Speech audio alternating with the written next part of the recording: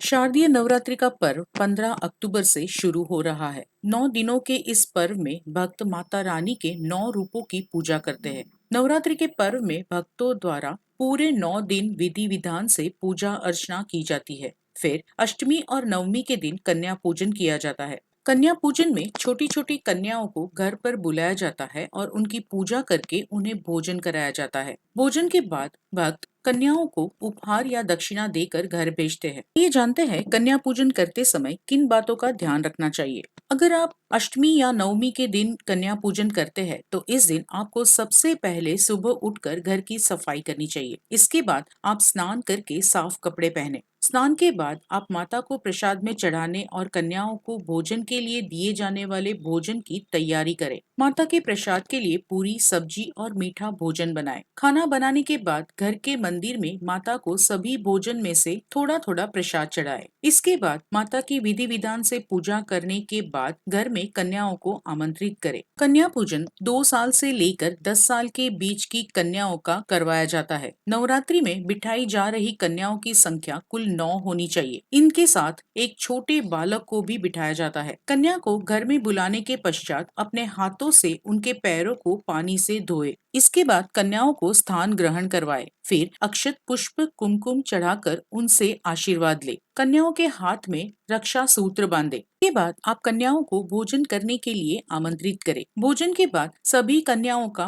पैर छूकर उनसे आशीर्वाद ले। फिर उन्हें वस्त्र या उपहार दक्षिणा देकर विदा करें। याद रहे कि नवरात्रि में माता के रूप में हम इन 9 कन्याओं को अपने घर आमंत्रित करते हैं, तो ध्यान रखें कि इनके आदर सत्कार में कोई कमी न रहे। आपका दिन शुभ रहे।